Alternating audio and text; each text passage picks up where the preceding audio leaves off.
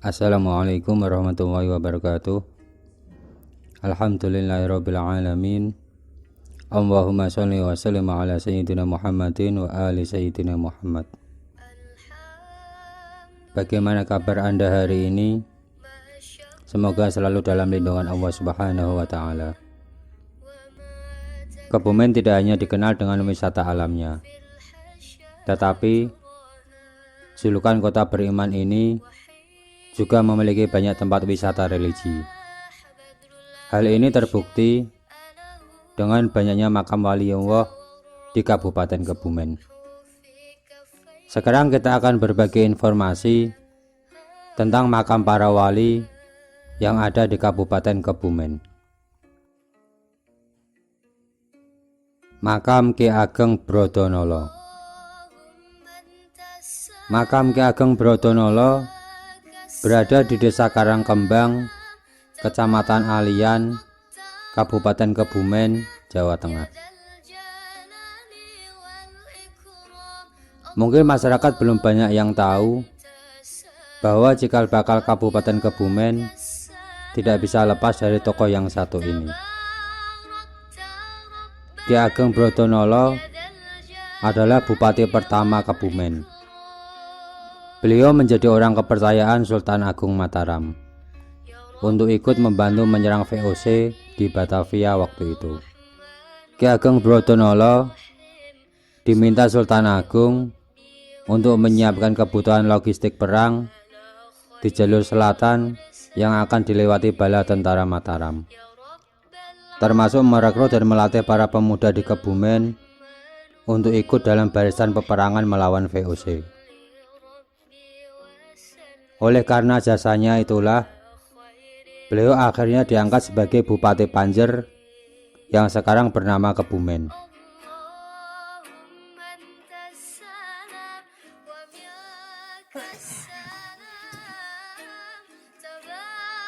Makam Syekh Abdul Kahfi Al-Hasani. Makam Syekh Abdul Kahfi Al-Hasani berada di perbukitan Lemah Lanang, Desa Sumber Adi, Kecamatan Kebumen, Kabupaten Kebumen. Jaraknya dari Pondok Pesantren Al-Kahfi Somalangu sekitar 1,6 km. Syekh Abdul Kahfi nama aslinya adalah Sayyid Muhammad Isom Al-Hasani. Beliau adalah pendiri Pondok Pesantren Somalangu yang konon dianggap sebagai pondok tertua di Indonesia, bahkan di Asia Tenggara.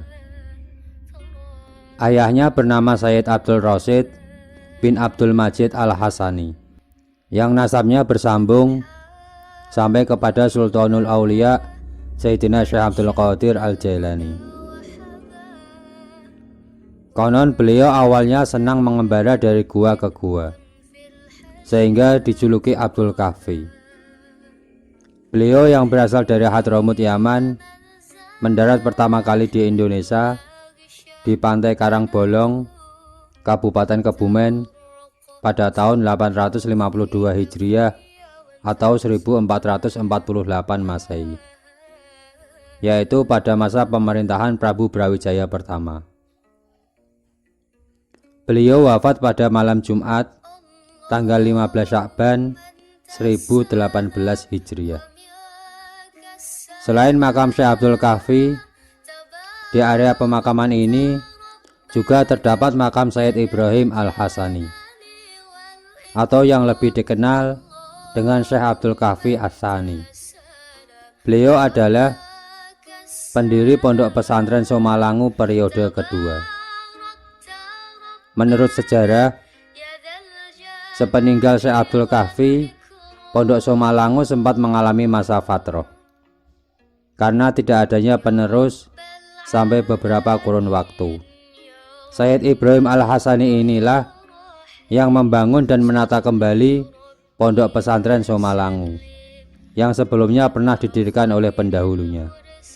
Menurut silsilahnya, Sayyid Ibrahim Al-Hasani adalah putra dari Sayyid Muhammad Al-Marwah bin Zainal Abidin bin Yusuf bin Abdul Hannan bin Zakaria bin Abdul Mannan bin Hasan bin Yusuf bin Jawahir bin Muhtaram bin Syekh Abdul Kafi Awal.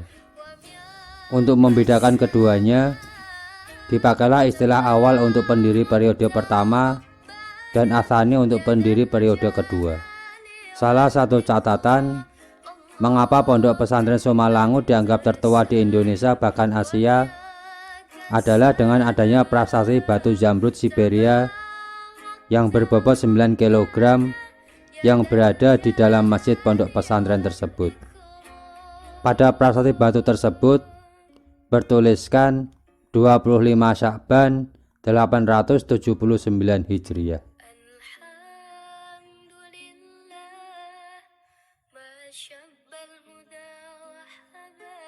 Makam Syekh Maulana Muhammad Najmuddin Ali Mubin. Makam Syekh Maulana Muhammad Najmuddin Ali Mubin berada di Desa Ayam Putih, Kecamatan Bulus Pesantren, Kabupaten Kebumen, Jawa Tengah. Syekh Maulana Muhammad Najmuddin Ali Mubin atau yang lebih dikenal dengan Syekh Mubin atau Mbah Mubin adalah seorang ulama yang berasal dari Gujarat, India. Beliau datang ke tanah Jawa pada abad ke-17. Beliau dikirim oleh gurunya ke tanah Jawa untuk berdakwah menyebarkan agama Islam di tanah Jawa. Tepatnya di antara Sungai Progo di Kulon Progo dengan Sungai Serayu di Cilacap. Sekitar tahun 1646 Masehi, Syekh Mubin menyebarkan dakwahnya di tanah Kebumen, khususnya di bagian pesisir pantai selatan Desa Ayam Putih, Bulus Pesantren. Menurut silsilahnya, Syekh Mubin masih keturunan dari Sultanul Aulia Sayyidina Syekh Abdul Qadir Al-Jailani. Urutan silsilahnya adalah Syekh Muhammad Najmuddin Ali Mubin bin Syekh Musa bin Syekh Wahab bin Syekh Abdul Qadir Al-Jailani. Sebagaimana para guru pada umumnya, beliau juga mempunyai seorang murid yang sangat disayanginya, yaitu Sultan Hanyokro Kusumo, anak pertama dari Amangkurat pertama, Raja Mataram Islam ketiga. Makam Syekh Abdul Awal.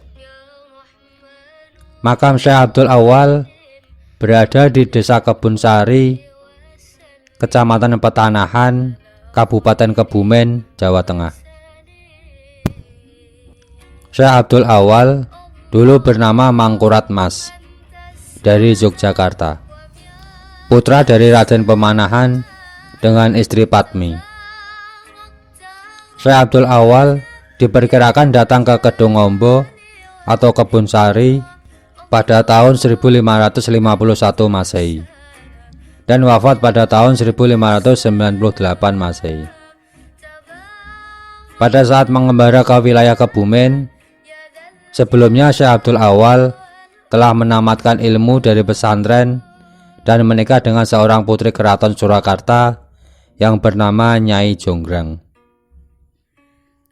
Beliau juga mempunyai seorang putra yang bernama Abdul Rauf, yang konon putranya selalu berusaha untuk mengungguli kedikdayaan dan kesaktian ayahnya. Di deretan makam Abdul Rauf berada di sebelah barat makam Syekh Abdul Awal.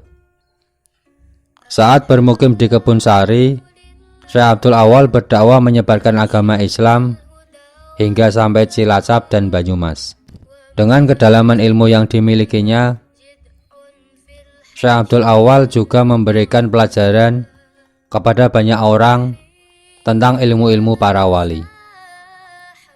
Di antara yang pernah menjadi muridnya yaitu Syekh Anom Sidakarsa. Ada satu cerita yang menarik yang berkaitan dengan kewalian beliau. Adalah saat beliau hendak menunaikan ibadah haji ke Tanah Suci Mekah. Beliau berangkat melakukan perjalanan haji dengan cara naik mancung dari pohon kelapa. Kemuliaan lain dari makam beliau adalah adanya gundukan rumah rayap di dekat lokasi makam beliau yang disebut Un-Nur. Konon jika di dekat makam seseorang terdapat Un-Nur, menandakan orang tersebut adalah orang yang mulia dan luhur ilmunya. Wallahu a'lam. Makam Syekh Anom Sidakarsa. Makam Syekh Anom Sidakarsa berada di Desa Grogol Beningsari, Kecamatan Petanahan, Kabupaten Kebumen, Jawa Tengah. Jaraknya sekitar 12 km dari pusat kota Kebumen. Syekh Anom Sidakarsa dikenal sebagai seorang waliullah. Dari penelusuran silsilahnya, ternyata beliau masih keturunan dari Raden Fatah. Syekh Anom Sidakarsa bin Pangeran Sudarmo bin Pangeran Kediri bin Sunan Prawoto bin Sultan Trenggono bin Raden Fatah. Semasa hidupnya, Syekh Anom Sidakarsa pernah berguru kepada Syekh Abdul Awal di Kebun Sari. Sebagaimana gurunya, banyak kisah-kisah yang berkaitan dengan karomah dan kewalian Syekh Anom Sidakarsa yang melegenda. Salah satunya adalah saat beliau menyusul gurunya pergi ke Tanah Suci Mekah dengan hanya naik bekong atau tempat beras, atau dalam kisah lain, beliau juga naik mancung kelapa seperti halnya gurunya. Banyaknya mitos dan hal-hal aneh yang berkembang di sekitar makam Syekh Anom Sidakarsa menjadi magnet tersendiri bagi para peziarah yang berkunjung ke sana.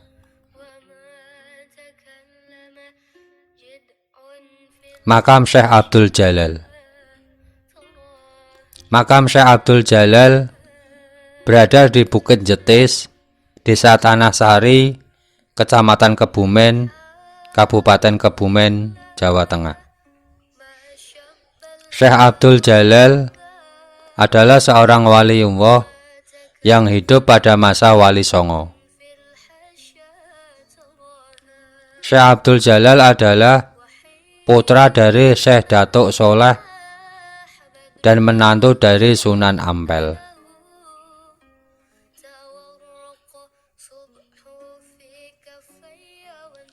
Syekh Abdul Jalal adalah pelopor ajaran kalam tauhid di tanah Jawa. Dan beliau adalah pendiri Thariqah Syasyahidan Wahdatus Sujud.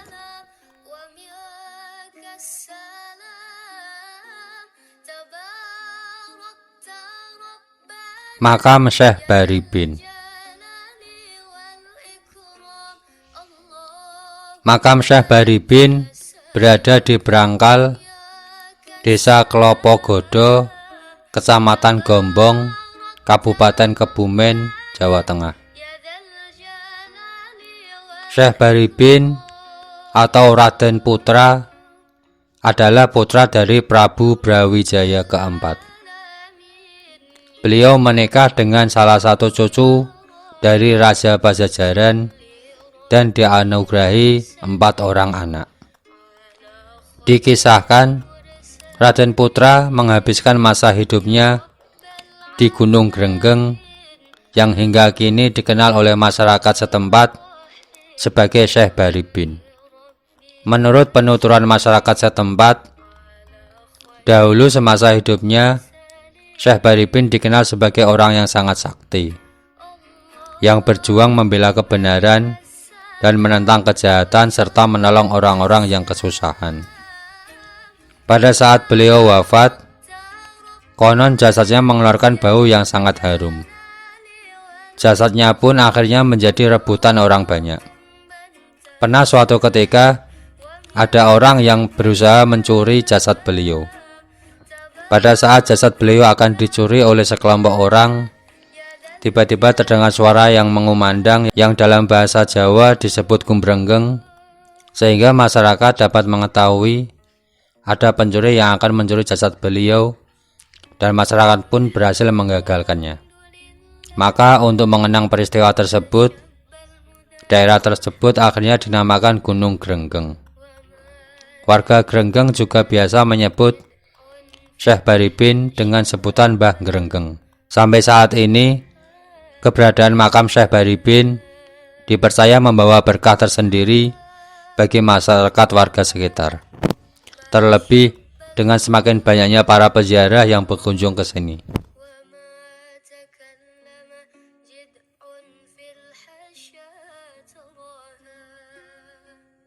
Makam Mbah Lancing Mirit.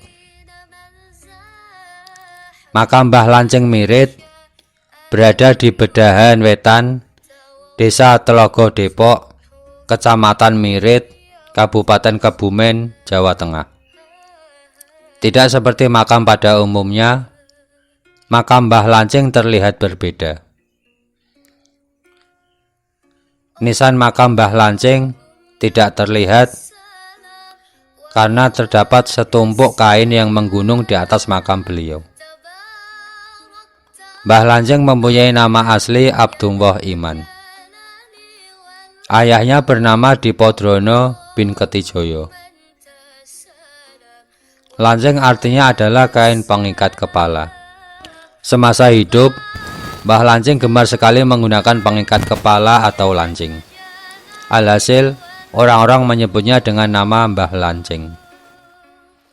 Mbah Lancing adalah tokoh yang dianggap berjasa dalam memberantas para penjahat dan perampok yang ada di daerah Mirit pada waktu itu. Beliau bersama Mbah Kiai Marwi merupakan perintis pemukiman di desa Mirit. Beliau juga merupakan seorang wali yang berperan penting dalam penyebaran agama Islam di pesisir selatan tanah Jawa. Makam Mbah Lancing di Desa Telogo Depok ini termasuk dalam kawasan cagar budaya Kebumen dan dilindungi oleh undang-undang.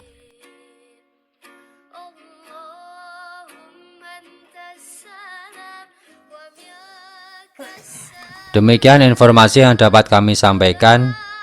Kurang lebihnya mohon maaf. Jangan lupa tekan tombol subscribe. Semoga bermanfaat. Terima kasih. Wabillahi taufiq wal hidayah, waridho wal inayah. Wassalamualaikum warahmatullahi wabarakatuh.